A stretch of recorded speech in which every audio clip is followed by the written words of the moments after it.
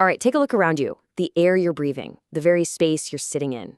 It feels empty, right? But it's not. It's actually a chaotic, invisible world filled with tiny particles. And today, we're going to pull back the curtain on the incredible force they create. We're talking about gas pressure. I mean, we've all felt it, right? That firm, steady push from inside a car tire, or even just a simple balloon. But what if I told you that steady push is kind of an illusion? That it's really the result of an invisible storm of microscopic collisions happening billions and billions of times every single second. Okay, so to really get this, we've got to shrink ourselves down. I mean, way, way down to the size of these particles. Because the secret here isn't one big single push. It's actually countless tiny little impacts happening faster than our brains can even comprehend. So inside any gas, like the air in this room, you've got billions upon billions of these tiny particles just zipping around in totally random directions. And when I say zipping, I mean it. They're moving at unbelievable speeds. For air molecules, we're talking about 500 meters per second. Think about that. That's faster than a commercial airplane. So what do you think happens when you have billions of these super fast, super bouncy particles all ricocheting around inside a container? Well, yeah, they crash a lot. They're just constantly slamming into each other. And this is the important part. They're also slamming into the walls of whatever is holding them in. And this is where it all clicks into place. That steady force we feel, the one we call pressure, it's nothing more than the combined effect of all those tiny individual collisions. I mean, each little impact is practically nothing on its own. But when you add up billions of them hitting a surface every second, well, that creates a real, powerful, measurable force.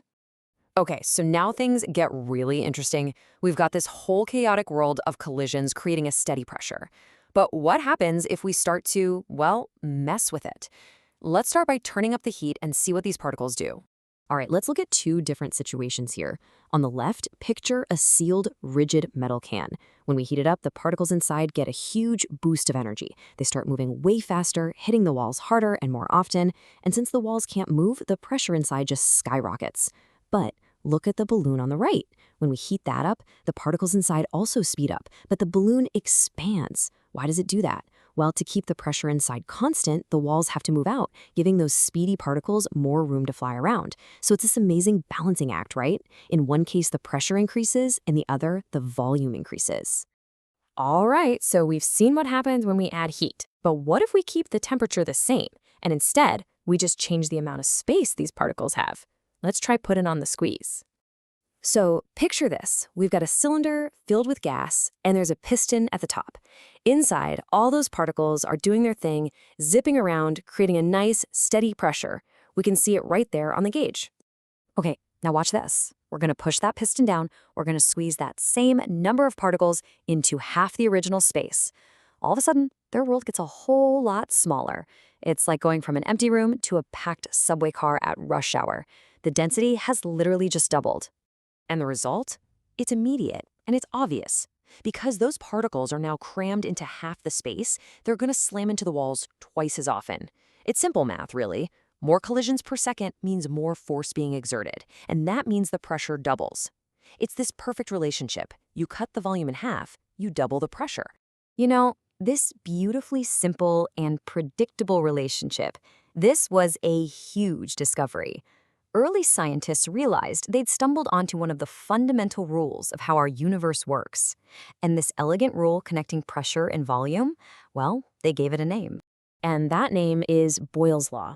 It states that pressure is inversely proportional to volume. Now, that sounds a little technical, but it's really simple. All it means is that they're like two kids on a seesaw. When one goes up, the other has to go down. So if you double the pressure, the volume gets cut in half. If you triple it, the volume becomes 1/3. Simple as that.